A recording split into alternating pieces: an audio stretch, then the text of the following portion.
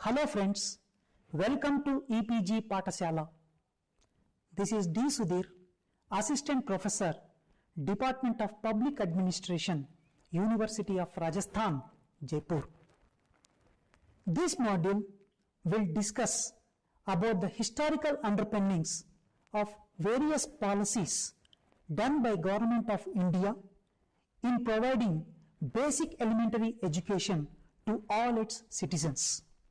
It discusses about the right to education. In short form, it is called as RTE, which was done as a legislation in the year 2009. It also discusses about the RTE's issues and challenges. Education is the one which enlightens the lives of the citizens. It paves the way from darkness to brightness. Education will provide the quality and dignity of life. After independence, the constitutional framers have introduced the education under Article 45 in Part 4 of the Directive Principles of State Policies. It was only in the year 2009 that education has been inserted under Article 21A in Part 3 under Fundamental Rights. Right to education is going to provide free and compulsory education to all the citizens who are between 6 to 14 years of old. Secondly, it also laid provisions for the government in order to implement the Right to Education Act successfully. The right to education is the one which is going to provide the quality and as well as the dignity of life to all the citizens by universalization of basic elementary education. So let us discuss about the issues as well as challenges and implementation of right to education. Introduction. Education is enlightenment. It is the one that lends dignity to a man. Education seeks to build up the personality of the people by assisting his physical, intellectual, moral and emotional development. The significance of education has made the constitutional framers to entrust this responsibility to the state. Let us now discuss about the historical background. The Subcommittee on Fundamental Rights of the Constituent Assembly included the right to primary education as fundamental right, but the advisory committee did not favor for the proposal. It was placed in the category of non-justifiable rights. Part 4 of the Constitution under Article 45, which deals with the directive principles of state policy, has enshrined regarding the universalization of education. It states that the state shall endeavor to provide within a period of 10 years from the commencement of this Constitution for free and compulsory education for all children until they complete the age of 14 years. In 1986, the government has intended for providing basic education in framing a policy called as National Policy of Education in 1986. In 1990, Acharya Ramamurthy Committee was appointed in order to look forward the implementation of the National Policy on Education 1986. Acharya Ramamurthy Committee has advocated for making education as a fundamental right. The issue for imparting free and compulsory education also attracted the attention, especially after the World Conference on Education in 1990. The NPE 1986, that is National Policy of Education 1992 report, indicates that over the years there has been an impressive increase in the number as well as spread of education in enrollment. Yet, it has its own problems in addressing the basic elementary education. The Supreme Court in J.P. Unnikrishnan versus State of Andhra Pradesh has observed that a true democracy is one where education is universal, where people understand what is good for them and the nation knows how to govern themselves. Regarding the education, in Constitution, 3 articles, Article 41, Article 45 and Article 46, under Directive Principles of State Policy in Part 4 expressly speaks about regarding the education. Article 41 says that the state shall, within the limits of economic capacity and development, make effective provision for securing the right to work, right to education, and to public assistance in cases of unemployment, old age, sickness, and disablement, and in other cases of undeserved want. Article 45 states that the state shall endeavour to provide within a period of 10 years from the commencement of this Constitution for free and compulsory education for all children until they complete the age of 14 years.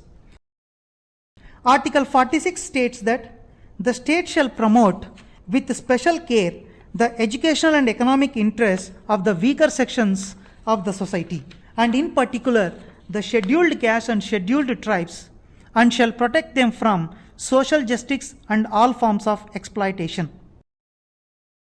The Parliamentary Standing Committee on Human Resource Development recognized universalization of elementary education as a crucial input for nation building, and failure to achieve has resulted in a number of interconnected problems like population explosion and many others. The Dakar framework, which has been convened in Senegal, has advocated for education for all goals, and it has prescribed 6 points which the state has to keep in mind while framing the policies. The first one is expanding and improving comprehensive early childhood care and education. Second one, ensuring that by 2015 all children, in particular girls, are free of all difficulties under circumstances, and provision of free and compulsory education to all of them. Third point, ensuring that the learning needs of young people and adults are met through equitable access to appropriate learning and life skill programs. Fourth point, achieving a 50% improvement in levels of adult literacy by 2015, in particularly women. Fifth one, elimination of gender disparities in primary and secondary education by 2005 and achieving gender equality in education by 2015. Sixth point, improving all aspects of quality of education and ensuring excellence of all. Let me discuss regarding the key developments so far taken by the Government of India before 2009. As I have already discussed, in 1986, the Government of India enacted the National Policy on Education. After that, 1988, where the Government of India launched the National Literacy Mission. In 1992, National Policy on Education has been revised. In order to provide elementary education, in 1994, District Primary Education Program DPEP launched to universalize primary education in selected districts. In order to attract children to the past educational institutions, in particular the students who are between 6 and 14, the National Program of Nutritional Support to Primary Education, popularly known as Midday Meal Scheme MDMS, was launched. In 2001, to provide universalization of elementary education, Sarva Shiksha Abhiyan was started. In 2002, the Constitution inserted Article 21A by 86th Amendment Act, which provides free and compulsory education for all children in age of group between 6 to 14 years. In 2003, National Youth Policy was launched. In 2009, Right to Education to Free and Compulsory Education Act 2009 enacted. The Right to Education, which was enacted in 2009, has been integrated with Sarva Shiksha Abhiyan to provide universalization of basic elementary education. Let me discuss about the provisions which has been inserted under RTE. The right to education will provide free and compulsory elementary education to all children in the age group of 6 to 14 years. The free means the education is imparted free of charges or expenses in case of inability to pay any kind of fee and charges which may prevent the child to pursue and complete elementary education. The Section 6 of this Act stipulates that appropriate governments at central, state and local authorities have to establish within the area or limits of neighborhood a school where it is not already established within a period of 3 years from the commencement of this Act. It also laid provisions to provide the financial and other responsibilities will be shared by both the central as well as the state governments. The expenditures for investing on right to education will be recommended by the finance commissions, and the distribution of shares between the center and the states other than Northeast region is 80:20 respectively. For Northeastern range, the state share will be 10% and the center share will be 90%.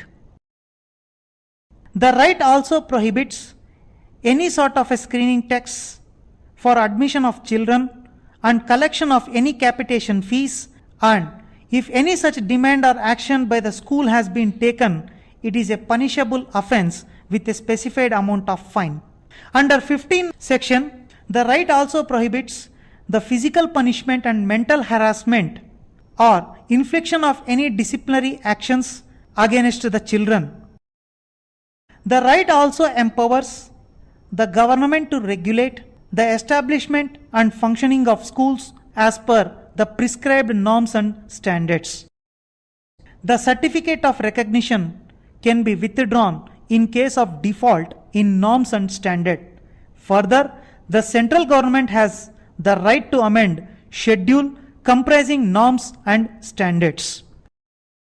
The right also ensures that only the persons with requisite academic qualifications and appropriately trained shall be appointed as teachers in the schools.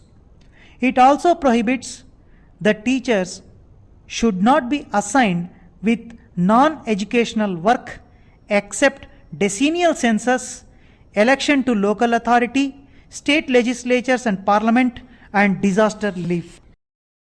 These duties deprive the children from proper attention and lesser number of hours of engagement and interaction with the teachers.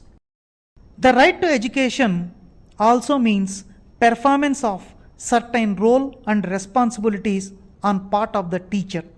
The role and responsibilities of a teacher should be regularity and punctuality in the school, conducting of entire curriculum with stipulated time, assessing the learning ability of the child, and regular interaction with both teachers as well as the parents.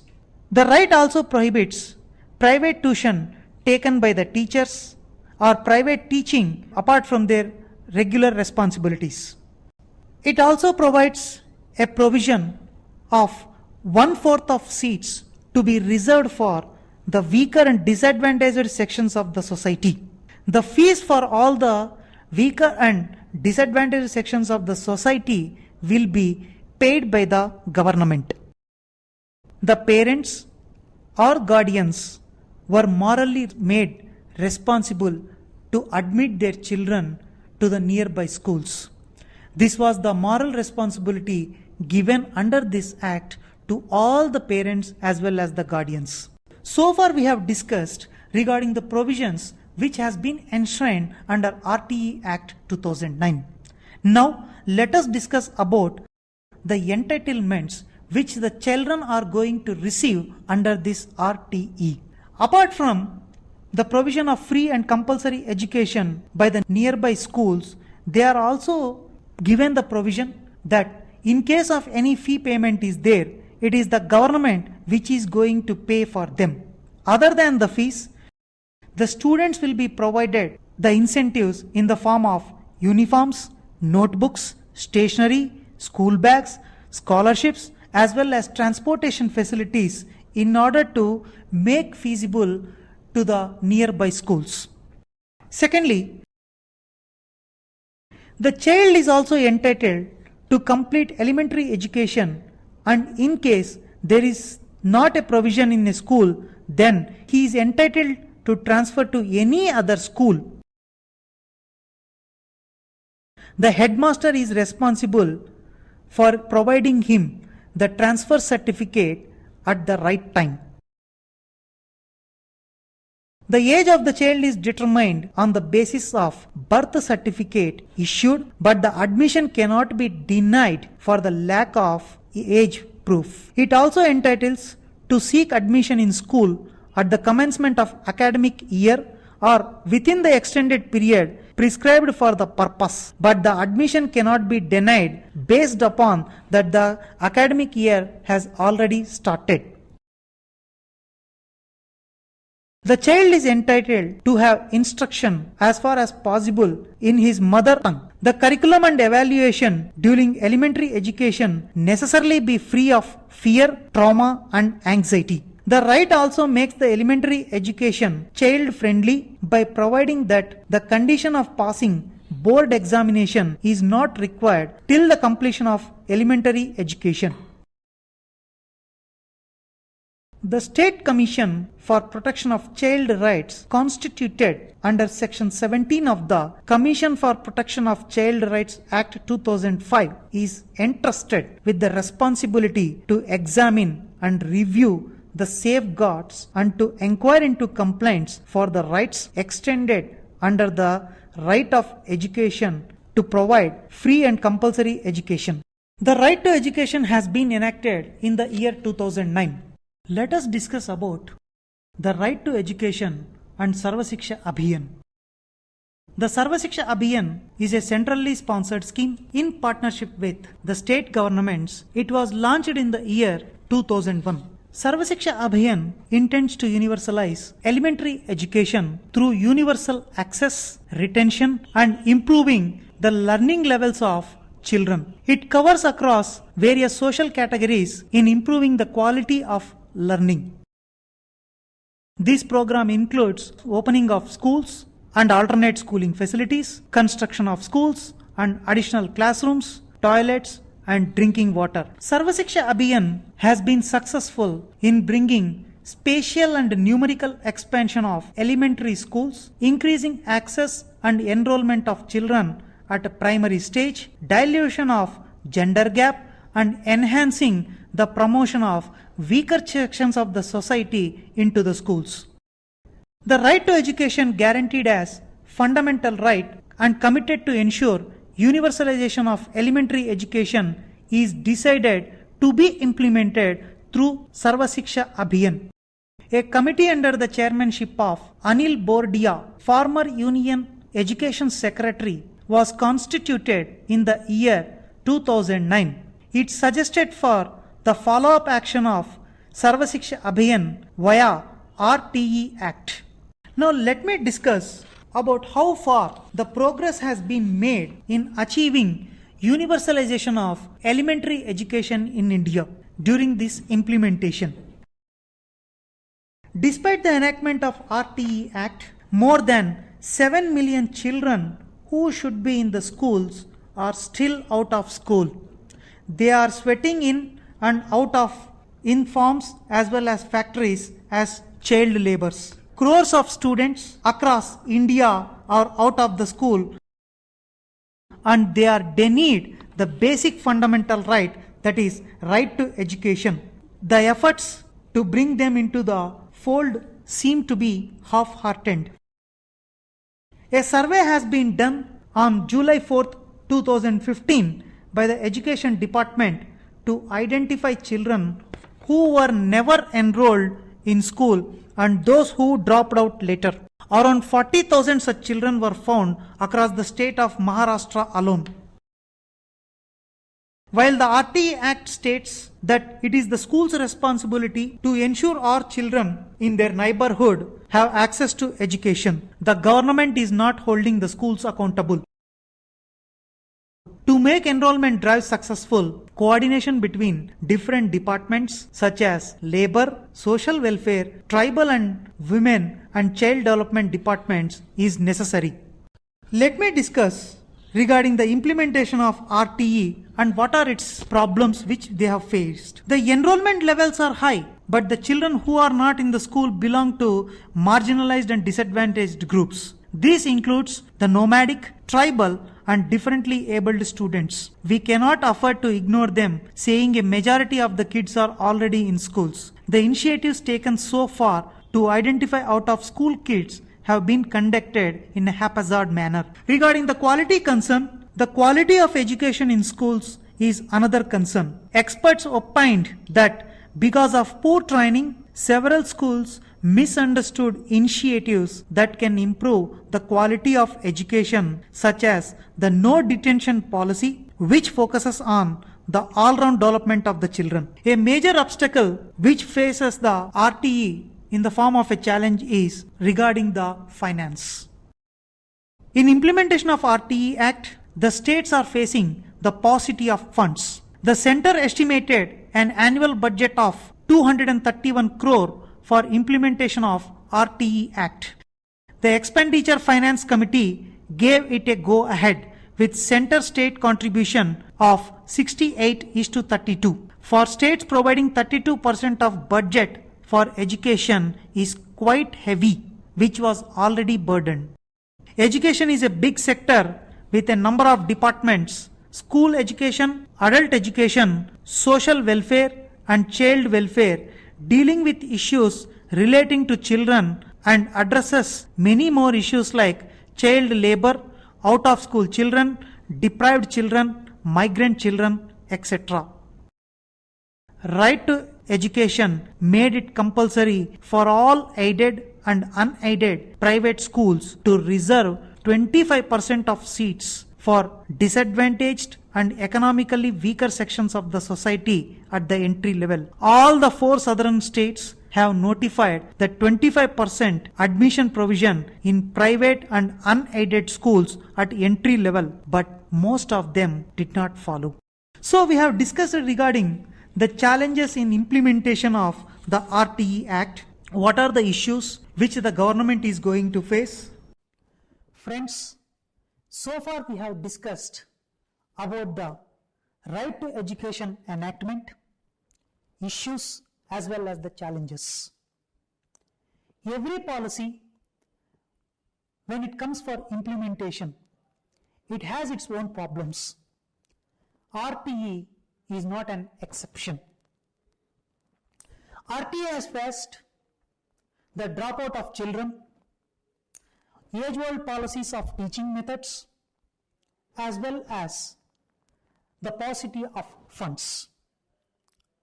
RTE won't make the children as beneficiaries of the state, but it is their fundamental right to get the accessibility to the basic elementary education. So, while addressing this, as well as summing up of the module, it will be concluded that the state has to address the periodic review of curriculum, innovative methods of teaching, where you are going to bring the digitalized form of teaching between the teacher as well as the students, and it has to look after the reduction in dropouts, and finally the methods of teaching should be innovative. RTE, if implemented efficiently and effectively,